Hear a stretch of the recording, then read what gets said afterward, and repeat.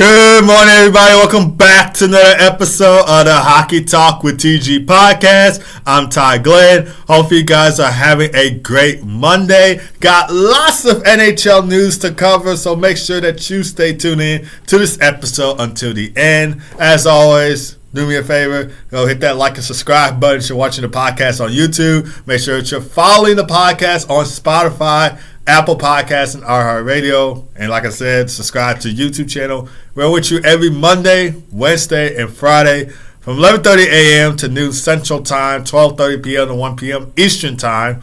So make sure that you stay up to date on the latest episodes of the Hockey Talk with TG podcast. A lot of Stanley Cup playoff games happening over the weekend. So it was like a quadruple header for back-to-back days on Saturday and Sunday. We even got some great playoff games from Friday. We'll dive all into that and more in this episode. So like I said, make sure that you stay tuned in to the end. We're going to kick things off with recapping the Stanley Cup playoff games from Saturday, and then we'll move to Sunday, and then we'll also tell other NHL news that happened over the weekend. But without further ado, we are going to go ahead and get started. So the Tampa Bay Lightning scored 5 unanswered goals to win 5-1 against the Florida Panthers on Saturday. So they finally get their first win of the series. Since the Lightning got a 5-1 win in Game 3 after losing the first 2 games to the Panthers now lead this best-of-7 series 2-1. Of course, Brandon Hagel did not play in Game 3 because he was suspended for 1 game for his hit on Panthers captain Alexander Barkov. He was assessed a 5-minute major for the hit. It was an interference penalty, but at first, but it ended up being a 5-minute major. Obviously, when I saw that hit, I felt like it was a dirty hit on Alexander Barkov. Alexander Barkov did not play Game 3. We don't know what his status will be for Game 4, but I'm pretty sure after I get done dropping this episode, we'll find out if Alexander Barkov will play Game 4. But as of right now, I'm completely unsure of what his status is going to look like. My guess is he'll probably be out for Game 4 as well, because like I said, he did take a dirty hit from Brandon Hagel, so don't know if he'll be out for Game 4 or not. But after scoring just 2 goals in the first 2 games, Tampa Bay, they were up there with 5 goals. They got 5 unanswered from Braden Point, Jake Guentzel, Nick Paul, Lou Grandetti, and Anthony Cirelli. And, of course, Anthony Cirelli's goal ended up being an empty netter. Jake Guentzel had a goal and 2 assists for a 3-point night, and Nikita Kucherov had 3 assists in the game. And Andrei Vasilevsky, the big cat, makes 33 saves in the game. And for the Florida Panthers, Matthew Tkachuk scored the lone goal for Florida. This is his 3rd goal of the playoffs since coming back from that injury from the Four Nations. And Sergei Bobrovsky made 17 saves. Matthew Tkachuk did receive a 5-minute major penalty in this game for the late hit on Jake Guentzel. Obviously, I would describe this as another dirty hit. The only difference was this hit was kind of late for Matthew Tkachuk on Jake Guentzel, whereas the Brandon Hagel hit on Alexander Barkov. Barkov had no possession of the puck, and Brandon Hagel had laid a thunderous hit on him, whereas this hit was kind of like late, and the Brandon Hagel hit was, not late. But still, if I had to compare these, obviously, dirty hits. We don't know if Matthew Tkachuk will be suspended or not. My guess is he probably won't be suspended for 1 game or so, just like Brandon Hagel was. I think he will be good to go in Game 4, but we will just have to see the official line of that. Like, after I get done dropping this episode, will we see Matthew Tkachuk play Game 4 after that hit? Will he be suspended? We don't know as of right now, but my guess is he'll probably be good to go for Game 4. I'll probably say, even though I thought the hit was kind of a dirty hit on Jay Guentzel, it probably wasn't as dirty and like ruthless kind of hit, like the Brandon Hagel hit on Alexander Barkov. So like I said, my guess is Matthew Tkachuk plays Game 4, no suspension is needed. But Game 4 is today on Monday, April the 28th at 6 o'clock p.m. Central Time, and it will air on ESPN for you guys to watch. So we'll see if the Tampa Bay Lightning can even up the series at 2 games apiece, or will the Panthers take a commanding 3-1 series lead heading to Tampa? So far, the road team has won the first 3 games. Will that trend continue in Game 4? We will just have to see. Moving on to the Golden Knights and Wild Game 4. So Ivan Barbashev, he scores the overtime game-winning goal as the Golden Knights win 4-3 against the Minnesota Wild. He scored on the backhand, capitalized on a loose puck in front of the net after a centering pass from Nicholas Roy was deflected, and Ivan Barbashev put it home in the empty cage. First career playoff overtime goal for Ivan Barbashev. He also had an assist for a 2-point night, and this series is tied up at 2 games apiece. Nicholas Roy and Tomas Hertl had a goal and an assist for a 2-point night. Shea Theodore also scored for Vegas, scored on the power play in this game in the first period, and Aiden Hill made 29 saves for Vegas in the win. I actually thought it was going to be Akira Smith starting for Vegas in Game 4 after Aiden Hill had a rough Game 2 and Game 3, but Bruce Casher decides to still go with Aiden Hill for the start. And we see the big guys for the Vegas Golden Knights. Well, I wouldn't say big guys, but top players for the Vegas Golden Knights get it done in Mark Stone and Jack Eichel.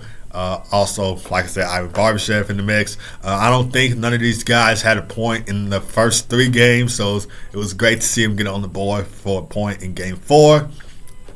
But for the Minnesota Wild, Marcus Foligno, Marco Rossi, and Jared Spurgeon scored for Minnesota, while Philip Gustafson made 42 saves for the Wild, including key time saves late in regulation to keep this game tied up at 3 and send it into overtime. And fun fact, Philip Gustafson became the first goaltender in Minnesota Wild history with multiple 40-save games in the playoffs. He had 51 saves in Game 1 of the Wild's 2023 first-round series against the Dallas Stars. And also, fun fact, the Wild are now 0-5 all-time in Game 4 when holding a 2-1 series lead. But Game 5 will be in Las Vegas on Tuesday at 8:30 p.m. Central Time at T-Mobile Arena.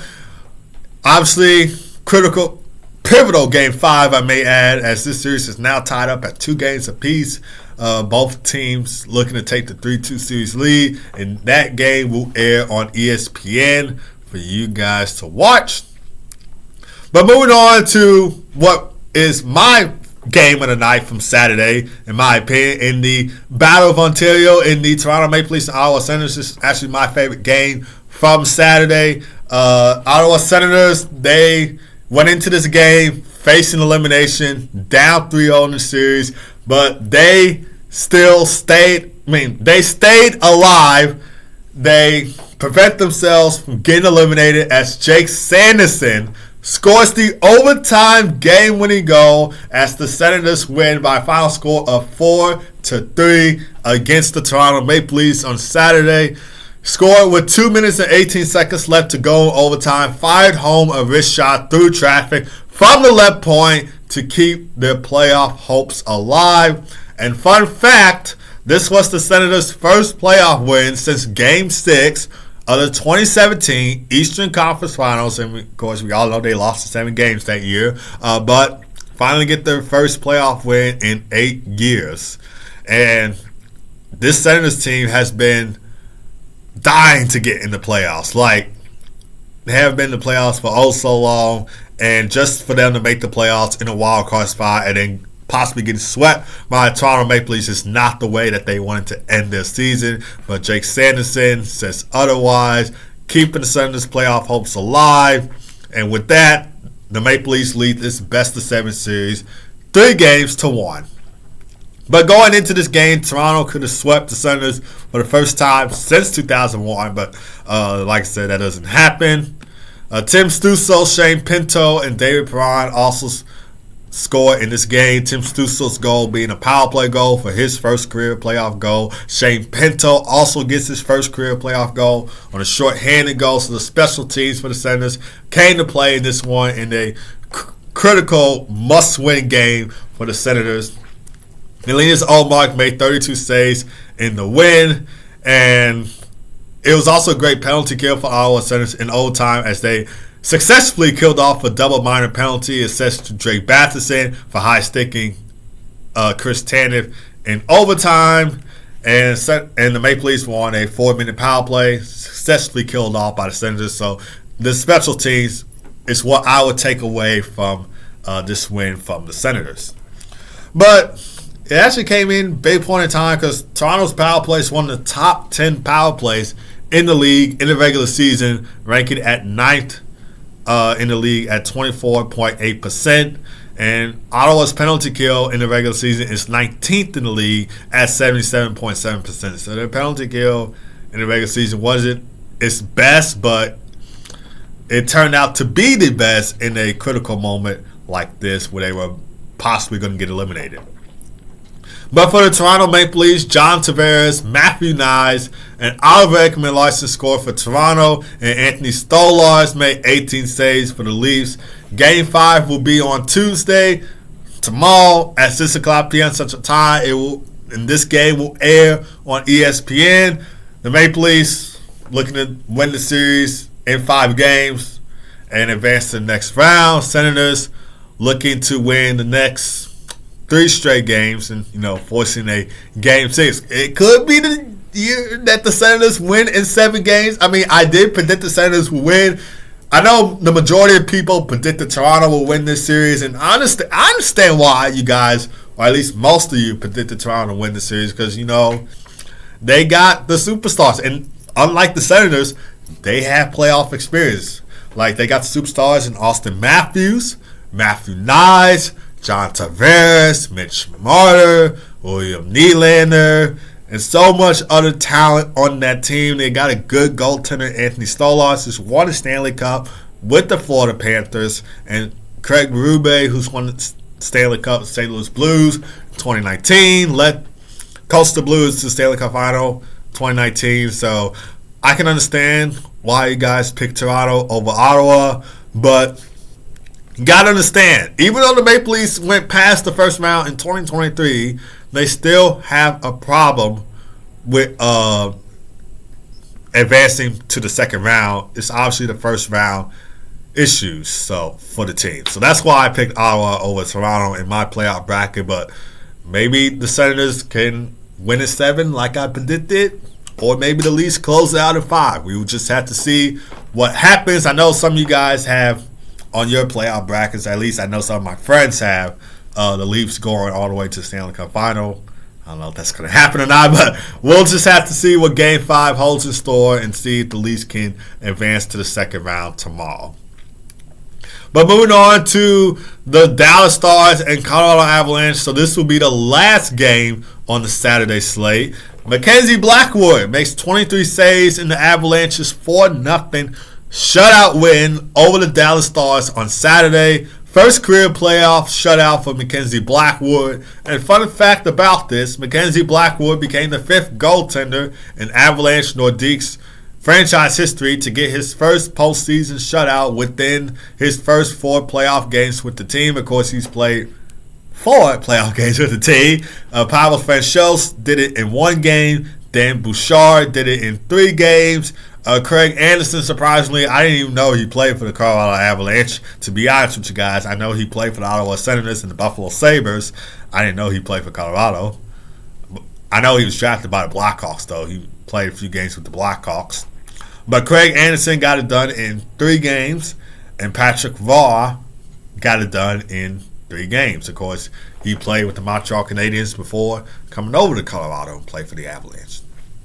And fun fact, Colorado had its first playoff shutout since Darcy Kemper did it in Game 2 of the 2022 Stanley Cup Final, which was a 7-0 shutout win over the Tampa Bay Lightning. Darcy Kemper made 16 saves in the win. And for this series between the Stars and Avalanche, this series is tied up at 2 games apiece. Gabriel Landeskog, big storyline in this win. He scored his first goal of the 2025 Stanley Cup Playoffs and first goal since Game 3 of the 2022 Stanley Cup Final, which of course was a 6-2 win for the Colorado Avalanche in Game 3 of the 2022 Stanley Cup Final.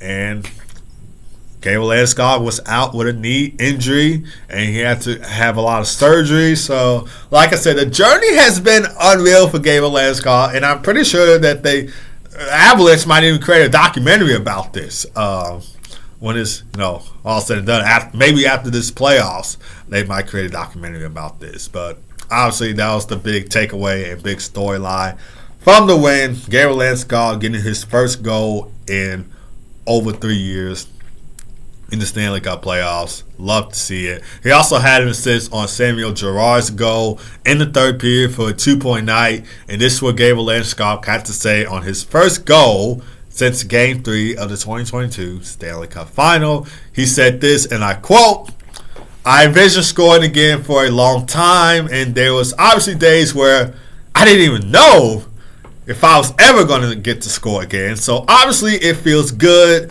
It's a tight playoff series and a big game here at home to get to do it in front of our fans. Obviously means a lot. So super exciting, and hopefully more to come." Colorado Avalanche's special teams was spot on as Logan O'Connor had a shorthanded goal in this game. Nathan McKinnon had a power play goal in this game, and Brock Nelson, he came up big on the score sheet too. He had, or point sheet, whatever you want to call it. He had 2 assists in the win, one of the assists being on Gabriel Landeskog's goal. And Jake Onger was pulled in the game after allowing 3 goals on 34 shots faced the net. And Casey Smith made 13 saves in relief. And Game 5 will be today, Monday at 8:30 p.m. Central Time. And this will air on ESPN for you guys to watch. But moving on to some other weekend news from Saturday, and this is actually some Chicago Blackhawks news that I want to talk about. David Carle withdraws from being the Blackhawks head coach on Saturday. He is not interested in being the Blackhawks head coach. And according to LA Freeman, the Blackhawks made a quote-unquote aggressive pursuit to get David Carle to be their head coach. And of course, if you guys don't know who David Carle is, he has had a lot of success with developing younger players and taking their talent to the next level. And he's won 2 NCAA national championships at the University of Denver. He's won back-to-back gold medals with Team USA at the World Juniors. And you would think with the Blackhawks being a rebuilding young team, David Carle could be a great candidate. He was actually a top candidate to be the head coach of the Chicago Blackhawks. And when I first heard this news, I was just like, damn, wow. Cannot believe, I was literally shocked when I saw this news because, like I said, David Carle was, most fans, especially if you're a Blackhawks fan like myself, predicted or was, expecting David Carle to be the next head coach of the Chicago Blackhawks. But unfortunately, David Carle has taken a different route.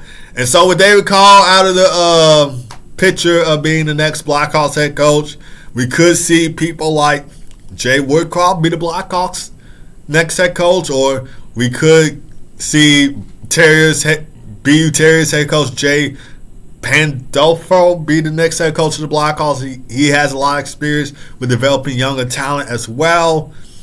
And we could see Western Michigan Broncos head coach Pat Fursterwire be the next Blackhawks head coach. So those are my top 3 since David Carle is now out of the picture. David Carle is actually in my top 3, to be honest, but since he's out of the picture, I had to come up with a new top 3 coaches to be the next head coach for the Chicago Blackhawks. We even could see Anders Sorensen be the permanent Blackhawks head coach, which as a Blackhawks fan, I really don't want to see that happen. To be honest, I feel like this team needs a new identity. It needs a new head coach. I feel like, yes, Anders Sorensen has a lot of experience with developing younger players. He was helping the younger players' talent in Rockford, which as a Blackhawks fan, I actually did put out an article about this on Blackhawk Up, so you guys can go check that out. I will put it in the description as well. I actually said in that article that Anders Sorensen maybe the Blackhawks could get someone like Jay Woodcroft or, Jay Pandolf and be their head coach and assign Anders Sorensen back to Rockford. I know the Ice Hawks are in the Calder Cup playoffs right now, but maybe assign Anders Sorensen back to Rockford and, help them develop the young talent like he did before he stepped up as interim head coach. I think maybe that's the way to go, but I just don't want to see him being a permanent Blackhawks head coach. I don't think that's the direction the Blackhawks need. I think he should be assigned back to Rockford and maybe get somebody like Jay Woodcroft, another coach who's had success at winning championships and developing younger talent. I think that's the way to go, but we'll see what general manager Kyle Davidson does from here. But if you're a Blackhawks fan like myself, let me know your thoughts down in the comments below. If you think that maybe Anders Sorensen could be the permanent head coach or not, or do you think Jay Woodcock can be a great option, or maybe if you don't think he can be a great option, who is a great option to be the next Blackhawks head coach? But as a Blackhawks fan, I don't want to see Anders Sorensen being the permanent head coach. I'm pretty sure a lot of you Blackhawks fans can agree with me, but we'll just have to see what general manager Kyle Davidson does from here.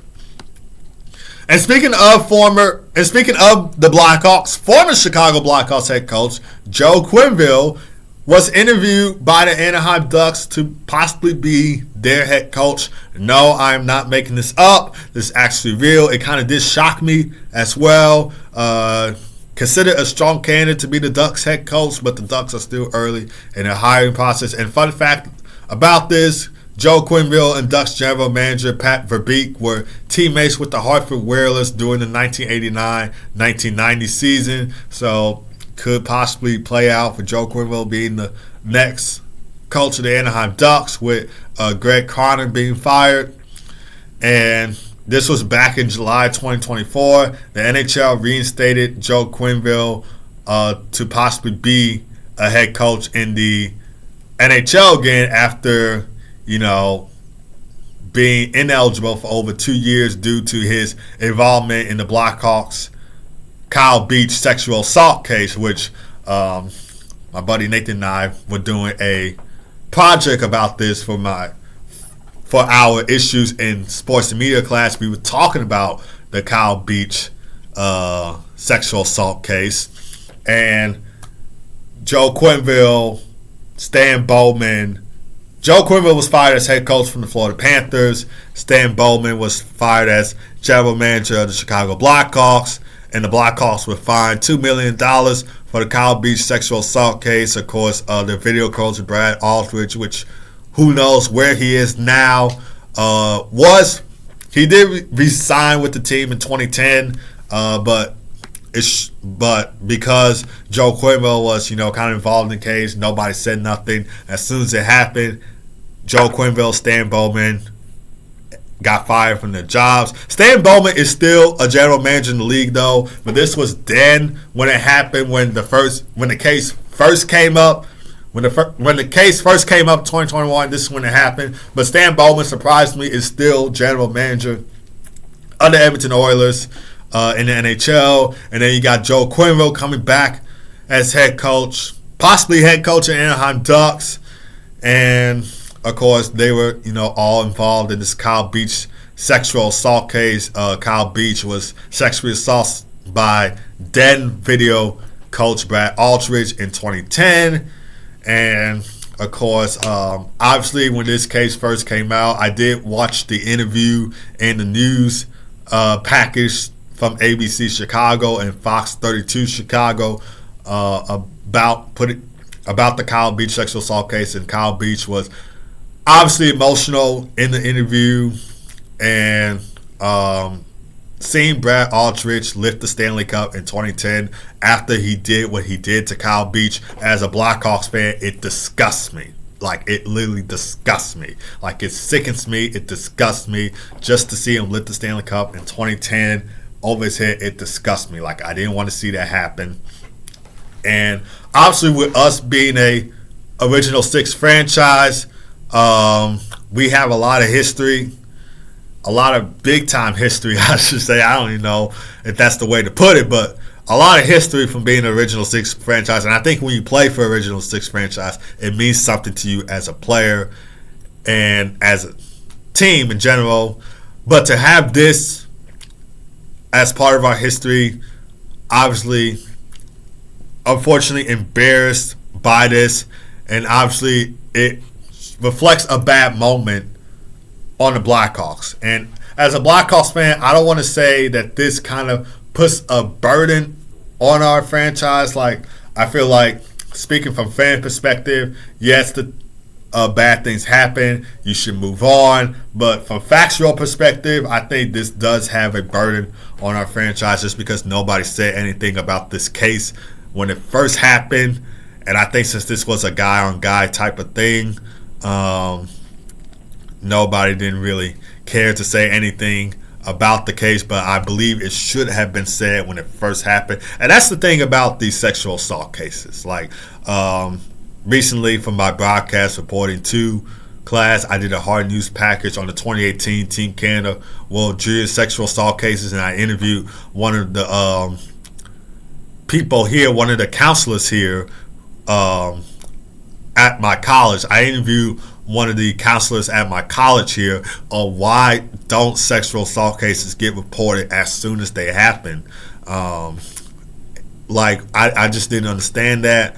But I felt like since this was a guy-on-guy type of thing, maybe nobody didn't care about it. But I believe it should have been reported when it first happened. But as a Blackhawks fan, hearing this case come up in 2021, obviously I was shocked by the case because obviously this happened in 2010. Like I said, and the Blackhawks won their first Stanley Cup in 49 years. They haven't won, going into the 2010 Stanley Cup final, the Blackhawks haven't won a Stanley Cup since 1961. And that was our first Stanley Cup win in 49 years. And I was really excited when it first happened. We got our first Stanley Cup. My boy Patrick Kane, who I grew up watching, scored the Stanley Cup when he go in overtime. And then just to have this case come up 11 years later, obviously shocking to me, and obviously something that, didn't want to see happening. Obviously, with, like I said, us being a original 6 franchise and having a lot of history, we didn't want this to be part of our history. But yeah, those are my thoughts on the Joe Quenneville coaching, possibly being the head coach of the Anaheim Ducks. Obviously, he was the coach for us. He was fired as head coach from Florida Panthers when the Kyle Beach sexual assault case came out in 2021. Going to be coming back in the NHL as a head coach. Obviously, I'm going to be honest with you guys, I did see this coming because there are rumors that Joe Quenneville might come back to the NHL and be a head coach for an NHL team.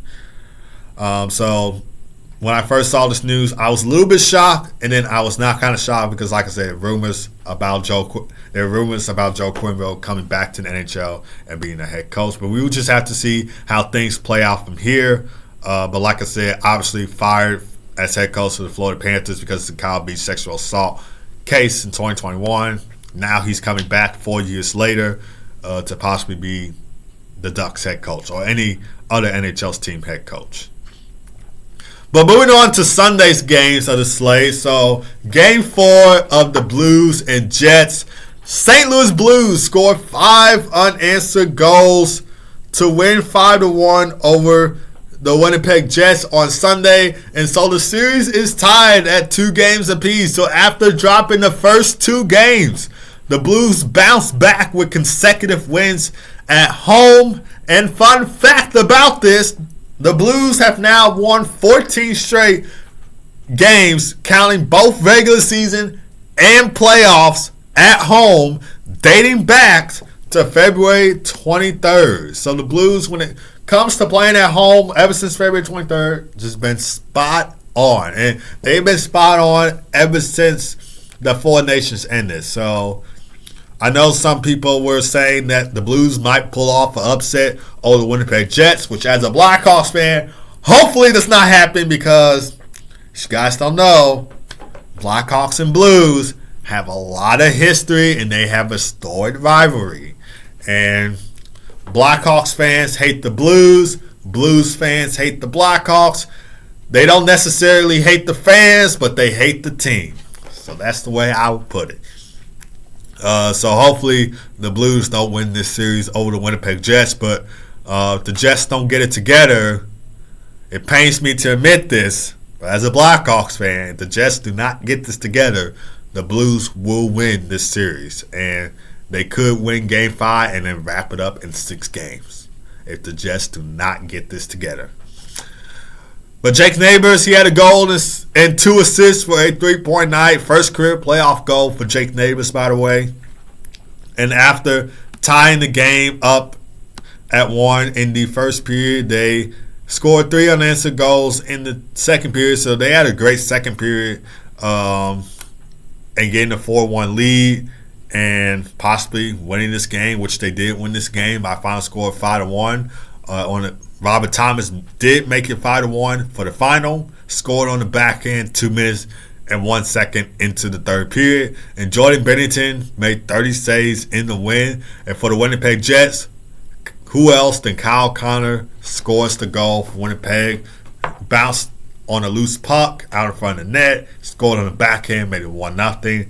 But it's just been St. Louis ever since. And they scored 5 unanswered goals and win 5-1. And Connor Hellebuyck, again, pulled in this game after allowing 5 goals on 18 shots. And Eric Comrie came in relief, stopped all 6 shots faced. Like I said, second straight game that Connor Hellebuyck was pulled in the Blues 7-2 win over the Jets last Thursday. And funny thing about this, the Blues fans actually chanted, "We want Connor." After he was pulled in the third period, Blues fans chanted, "We want Connor." So I actually found that kind of funny, to be honest. Obviously, Connor Hellebuyck giving up a lot of goals from the St. Louis Blues on the road. And he was pulled for the second straight game. And Blues fans wanted to see Connor Hellebuyck back in there. Just wanted to embarrass him some more. But obviously he did not return from the dressing room when he was pulled. Was not even sitting on the Jets bench. He went back to the dressing room and did not return. But Game 5 will be Wednesday at 8:30 p.m. Central Time in Winnipeg. Very pivotal Game 5 for both teams. This will air on ESPN. Will the Jets possibly be eliminated by the St. Louis Blues? Could the Blues pull an upset on the Winnipeg Jets? We will just have to see. Will the President's Trophy curse still continue? We will just have to see. But moving on to the Hurricanes and Devils Game 4 from Sunday. Andrei Svechnikov, he records a hat trick in the Hurricanes' 5-2 win over the Devils. Second career playoff hat trick for Andrei Svechnikov. He scored his first career playoff hat trick in the qualifying round against the New York Rangers in 2020 in the bubble during the COVID year. He scored in the first and second period, and then he finished it off with an empty netter in the third period for the 5-2 win over the New Jersey Devils. And the Carolina Hurricanes lead this best-of-7 series 3-1 with a chance to advance to the second round on home ice. And fun fact, this is something I saw on the TNT broadcast. The Hurricanes have never lost a series when leading 3-1. They're 7-0 when doing so. Will that trend continue? Most likely it will, since the Devils have a lot of injury problems and since the Hurricanes play so great at home. I'm pretty sure that trend will continue. Jacob Slavin and Brent Burns also scored for Carolina. Freddie Anderson did leave this game with an undisclosed injury after a collision with Timo Meier. So Pierre Kochetkov stepped into this game and made 14 saves in relief. For the New Jersey Devils, Nico Hischier and Timo Meier scored for New Jersey, and Jacob Markstrom made 24 saves in the loss. Game 5 is tomorrow in Raleigh at 6:30 p.m. Central Time. This will air on TNT. Will the Hurricanes advance to the second round, or could the Devils force a Game 6 back in Newark? We will just have to see.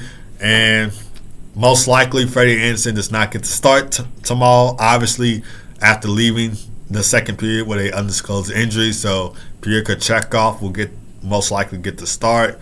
And we will probably have to see one of the Carolina Hurricanes AHL goaltenders being called up. We'll just have to see how everything will go and the status for Freddie Anderson before tomorrow's game or before tomorrow's game against New Jersey. Moving on to the Capitals and Canadiens Game 4 matchup. So just like the Hurricanes, Capitals win 5-2 on the road, and they lead this best-of-7 series 3-1 against the Canadiens. They scored 4 unanswered goals in the third period to win the game. Andrew Mangiapane had the game-winning goal with 3 minutes and 37 seconds left to go in the third period, scoring from the slot to break the 2-2 tie. Brandon Duhaime netted 2 goals in the third period, including the empty netter, to seal the deal. And Dylan Strome and Tom Wilson also scored in this game. Dylan Strome had the opening goal in the second period after a scoreless first period, and Tom Wilson also scored on an empty netter, just like Brandon Duhaime in the third period, making it 5-2 Caps. And Logan Thompson made 16 saves in the win. He went down with a injury in the third period in the Capitals' 6-3 loss to the Canadiens last Friday. He returns to this game and he makes 16 saves his first game back. And for the Canadiens, Juraj Slafkovsky and Cole Caulfield scored for Montreal, both coming on the power play. Ivan Demidov and Lane Hudson assisted on both of the goals. First career playoff points for Ivan Demidov, by the way. And Jacob Dobes makes 21 saves in his first career playoff start. Sam Montembeault had an undisclosed injury during the second period in the Canadiens' 6-3 win over the Capitals in Game 3. So he's currently day-to-day. But Game 5 will be Wednesday at 6 o'clock p.m. Central Time between the Canadiens and Capitals. Do the Capitals clinch on home ice? Do they advance to the second round? Or do the Canadiens force a Game 6 back in Montreal? But moving on to the Oilers and Kings, last game of the Sunday slate. So Leon Draisaitl, he scores the overtime game-winning goal as the Oilers win 4-3 against the LA Kings. First career playoff overtime goal for Leon Draisaitl, and this series is tied at 2 games apiece. Evan Bouchard played a pivotal role in the third period as he scored 2 goals. The Oilers were down 3-1 heading to the third period. Evan Bouchard played a pivotal role in the third period, scoring 2 goals, including the game-tying goal with 28 seconds left to go, tied the game up at 3. And I always describe Evan Bouchard as an offensive defenseman. And his offensive contributions came to play in this one. He has 4 goals in the last 2 games, and he's playing a big-time role for Edmonton's blue line in this one. Corey Perry also had a goal in this game. What a goal that he had in I believe it was the second period, because the Kings had a 1-0 lead at the end of the first. Either they were up 1-0 or 2-0 at the end of the first. So I believe this goal came in the second, and Corey Perry had a highlight reel goal, passed the puck to himself, banked it in the back of the net, passed Darcy Kemper, cut the lead to 1. Connor McDavid had 2 assists in the game, but both of those assists being on Evan Bouchard's goal. And Calvin Pickard made 38 saves in the win. Could Calvin Pickard be the unsung hero for the Edmonton Oilers throughout this series? Obviously, in Games 1 and Game 2, I believe we saw Stuart Skinner getting the start. But Games 3 and Game 4, Calvin Pickard got the start. And this series has changed ever since. But for the LA Kings, Trevor Moore, Warren Fogle, and Kevin Fiala also scored for LA. Like I said, they had a 3-1 lead heading into the third period. But the Oilers tied it up at 3. Both goals coming from Evan Bouchard in the third period, assisted by Connor McDavid. And Leon Draisaitl wins it in overtime for Edmonton. So, obviously, the Kings need to win Game 5 on home ice to have a chance to advance to the second round and don't get eliminated by the Edmonton Oilers for the 4th straight year in the Stanley Cup Playoffs. But Darcy Kemper made 44 saves for LA in this one, and Game 5, like I said, will be in LA on Tuesday at 9 o'clock p.m. Central Time, and this game will air on TBS for you to watch. All right, Stanley Cup playoff games on the slate for this Monday. So there's only 2 games on the slate. We got Game 4 of the Tampa Bay Lightning and Florida Panthers at 6 o'clock p.m. Central Time. This will air on ESPN. The Panthers lead this best-of-7 series 2-1. The road team has won the first 3 games of this series. Could that trend continue with the Tampa Bay Lightning winning on the road, tying the series up at 2 games apiece? We'll just have to see. And then we got Game 5 of the Colorado Avalanche and Dallas Stars at 8:30 p.m. Central Time. This will also air on ESPN. This series is tied at 2 games apiece. Pivotal Game 5 between the Avalanche and Stars. Jason Robinson was practicing with the team, but his status is still unclear. He still cannot participate with the team, and Miro Heiskanen remains day-to-day with the Dallas Stars. And this just popped up on my phone. Penguins head coach Mike Sullivan is done in Pittsburgh, so he will not be returning as head coach of the Pittsburgh Penguins. And so we'll just have to see what General Manager Kyle Dubas does from here. But just to show you guys, he is done in Pittsburgh, not returning as head coach of the Pittsburgh Penguins anymore. As you saw that article from ESPN on my phone, as you are watching on YouTube, it will be interesting to see where do the Penguins go from here. Where do the trio of Sidney Crosby, again Malkin and Chris Letang go from here? What is next for the Pittsburgh Penguins in the offseason? I'll talk about that more on Wednesday's episode of the Hockey Talk TG podcast. But like I said, this just popped up on my phone as I was doing my Hockey Talk with TG podcast, and I just thought maybe I'd just show it to you guys. Mostly if you're watching this on YouTube, he is done in Pittsburgh, not returning as head coach of the Pittsburgh Penguins. Like I said, I'll talk about that more on Wednesday's episode of the Hockey Talk with TG podcast. But that's going to do it for this episode of the Hockey Talk TG podcast on Monday. Thank you guys for tuning in as always. Really do appreciate it. Make sure, like I said, follow the Hockey Talk TG podcast on Spotify, Apple Podcasts, iHeartRadio, and subscribe to the YouTube channel.